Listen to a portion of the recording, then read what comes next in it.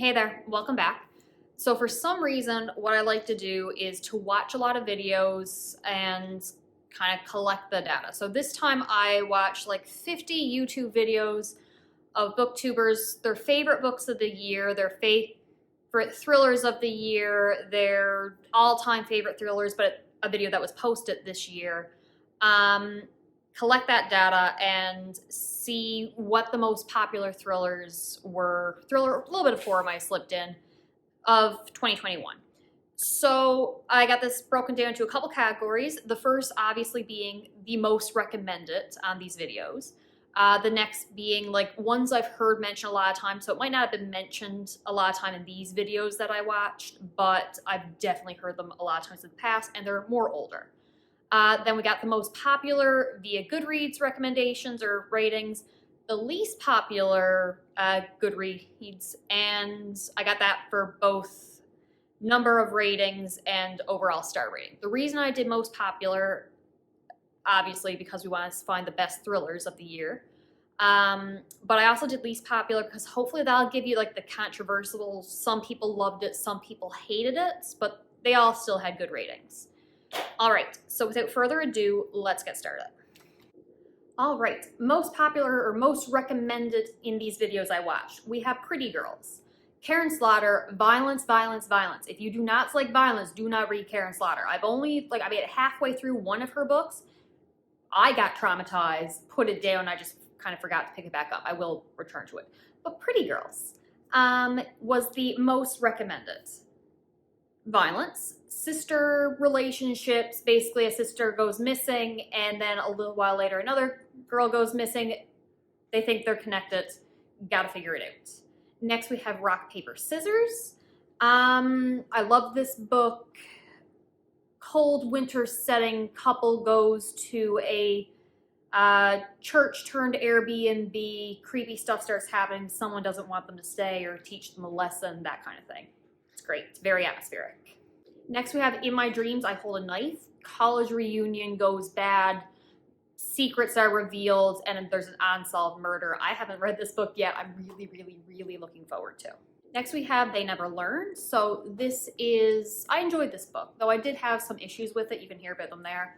A serial killer on campus, and she's killing people who rightfully kind of deserve it. They're taking advantage of others. They're bad people, and they're being abusive kind of thing. So very good. Again, I had some issues with it, but I can definitely see why it's so highly recommended. Next we have words are so hard. Every Value Break. Peter Swanson. I was so looking forward to this one. It's also, I think, in that same video it's almost perfect. I really like the setup of this one. A woman and her new husband go on their honeymoon, but the man that she cheated on her now husband with during the engagement kind of party, bachelorette night, is there. The atmosphere starting off is so, so creepy, so suspenseful, so intense. I did love the beginning of this book, and I can definitely understand why other people love it. Behind Her Eyes. Fun fact, I don't remember buying this book. I don't have it here at my current apartment. It's back home, but it just appeared on my bookshelf one day. I have no idea where it came from. I did not buy it. My parents did not buy it for me. I have no idea where this book came from. But anywho, I don't actually know too much what it's about, but there's an affair, there's a not so perfect marriage, there's a bunch of twists in there. I have been recommended this so many times. I'm told it's fantastic. I can definitely see why it's so popular and so highly recommended. The Guest List, again, not my personal favorite, but I can definitely see the appeal. They go to a isolated island kind of thing for a wedding. The characters are pretty great. And then someone ends up murdered, and it goes back and forth in two timelines for just before the murder and just before the body's found. I like those kind of aspects of it, going back and forth. My cat is going to tear down my curtains soon. If anyone can tell me how to keep a cat from tearing down curtains, that'd be great. But keep going. We Have No Exit. I just read this one recently. Not 100% for me, but I definitely appreciate the isolated setting. A woman is driving home to get to her sick mother.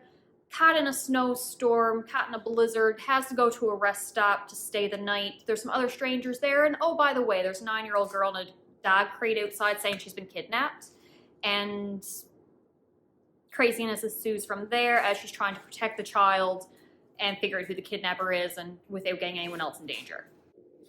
Survive the Night, we're talking about mixed reviews here. So many people love this one, so many people hate it. This one, I personally really enjoyed it. Girl in the 90s trying to get home after her roommate was killed by a campus serial killer, but this person who offered her a ride home, she starts to suspect is the killer. Very suspenseful, very intense. I just really love that isolated, can't get away kind of setting. So she's trapped in a car on the highway with who she thinks is a serial killer. It's really good. Then some stupid decisions happen. I can understand the criticisms of what as well, but I can definitely see the people who love it, why they love it, and they want to defend it. So makes sense that it was on their recommended thriller list. I'm thinking of ending things. Not really for me. Boyfriend, girlfriend, going on a road trip, meet the parents, something is wrong, there's some strange phone calls.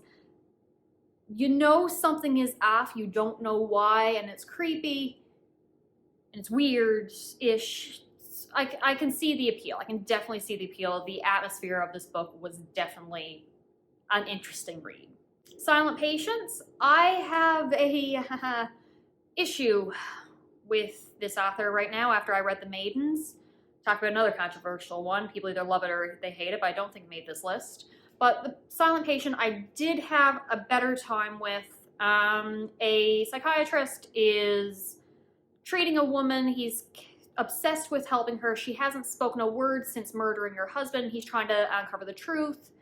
And my issue with this book was that it was predictable, because while some readers thought the story was going this way, I figured it was going this way. So when the plot did circle back around, people were like, aha, great twist. And I'm like, that's where I thought it was heading anyway. Next, we have one of my most anticipated thrillers, The One. This was mentioned so many times. Basically, a DNA test can find your soulmate, but even soulmates have secrets. I have been told there's so many twists with each chapter, like ending on a cliffhanger, and then it takes a while to circle back around for it, so you're on the edge of your seat the entire time wanting to know what happens next. I can't wait to read this. The last book is A Good Girl's Guide to Murder. Girl is doing her final high school project and ends up trying to find the answer to a murder that happened there that's, I think, supposedly solved, and she doesn't believe the right person was arrested or something like that. YA still sounds pretty good, so highly recommend it. Rapid fire classics that I have just heard recommended a lot of times. They're older side, so you probably know the plot of it. Jar of Hearts, Silence of the Lambs, Red Dragon, Misery, Yellow Wallpaper, and then there were none, Rebecca, Dark Matter, Night Film, all come highly recommended. I've seen these floating around since I started watching YouTube. Popular authors, Gillian Flynn, Karen Slaughter, Riley Sagar, Peter Swanson, John Mars, and Lisa Jewell.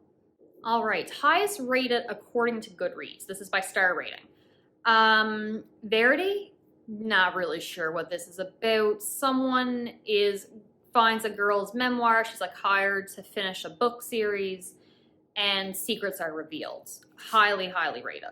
Highly loved. A Good Girl's Guide to Murder comes up for highly rated again. Big Little Lies. I think people are familiar with the TV show. Family drama, stay-at-home moms and working moms all have like young children. Drama ensues, murder happens, police investigation. The Good Lie. 6 teenagers are dead, but the game has only just begun. I hear the word game, I want to read this book. A police investigation officer, detective, tries to uncover the truth with the help of a psychiatrist. Forgot that part. The Chestnut Man, definitely heard of this one before. A serial killer who leaves these little matchstick dolls at the crime scenes, but now there's a connection between the kidnapping and murder of like a government minister, like a fingerprint is found on one of the matchstick dolls or something like that. Supposed to be good. Lowest rated on Goodreads, again, just because these are lower rated does not mean I don't recommend them or don't think they're going to be good. It just means that I think they have a chance to be more polarizing. You either love it or you hate it. The first one is going to be The Widow Next Door. This is a couple moves into their new forever home. The next door neighbor is a widow. She takes an interest in the family. Drama ensues. I assume something creepy happens and the widow like invites them over to her place. Yeah. Next we have The Majesties. So this is a family, a very wealthy family with a dark past history and secrets.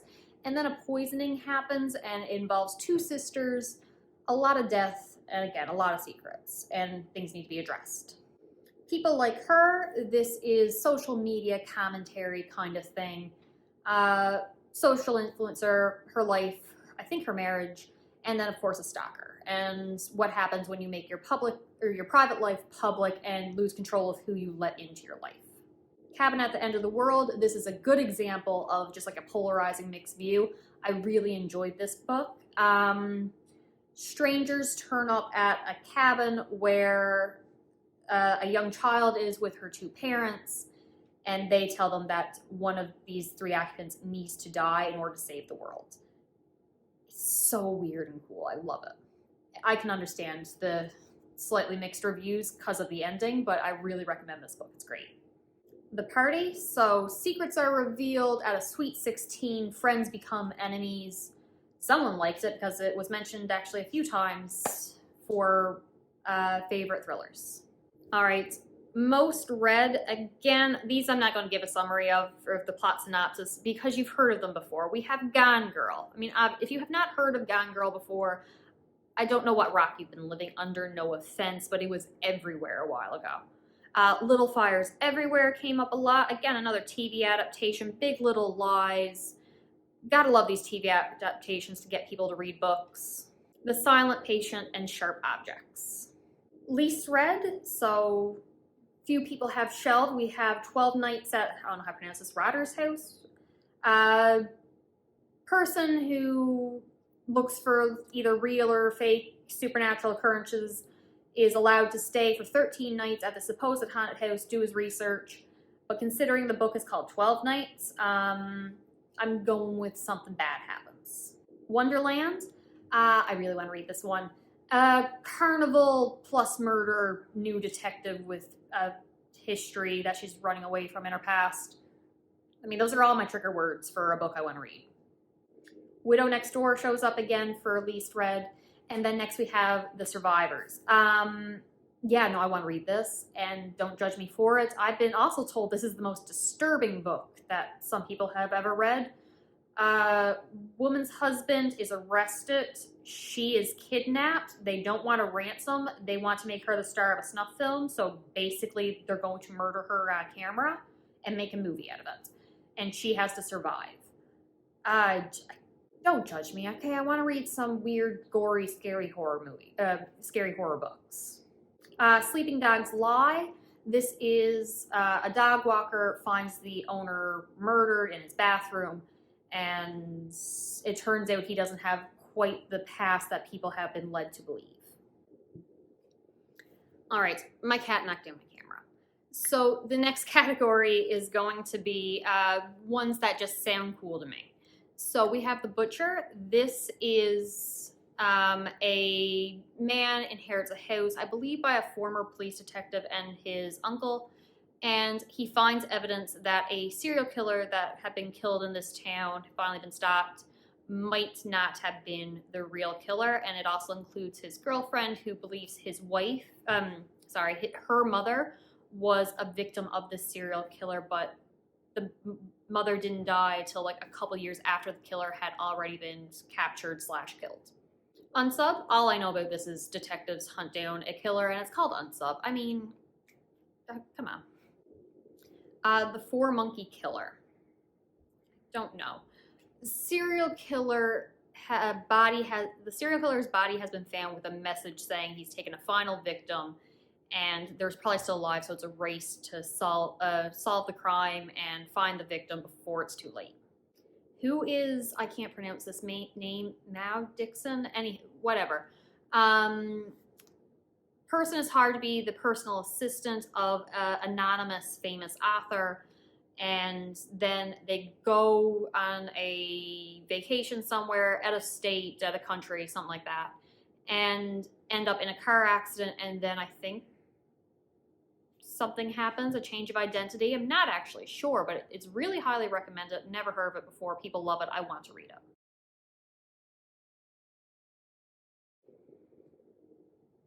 You're stealing the focus of my camera. Yes, you are. That's okay. People would like you more anyway.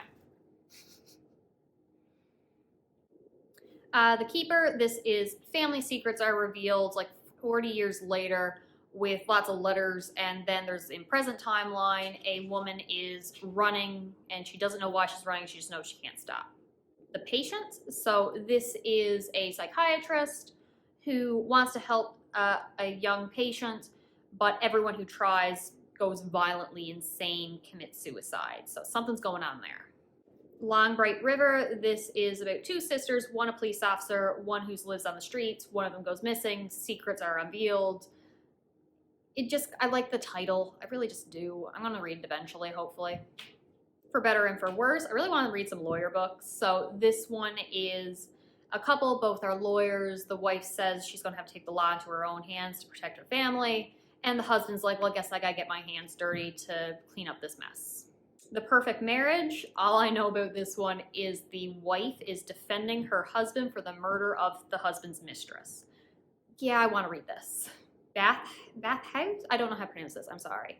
A man goes to, however you pronounce this, which is basically a gay bathhouse, gets lured to a second private room, and then barely escapes with his life, keeps secrets, doesn't tell his partner what happened, and mystery from there, and thriller from there. Missing Molly. All right, I would not recommend reading the synopsis of this because I honestly would not have wanted to know like the last line in the Goodreads synopsis. There is a 12-year-old girl who's gone missing, and a reporter woman at a news station they want her to do a podcast for it, but she feels some secrets should just be kept secret and never see the light of day, and what happened to this girl is one of those things that she thinks no one should know about. So those are what Goodreads and YouTube are telling me were popular thrillers, very loved, highly read this year. Obviously, the majority of these did not come out in 2020, but it's just what people had read in 2021. Yes. Have a good time. See ya. Bye. I think used to be the chief of police. Hello, kitty. You come to say hi? You gonna stay here, or are you gonna run away? I think he's gonna run away in a minute. I'm gonna find out if he's gonna hit the camera. There's a chance. That's a yes.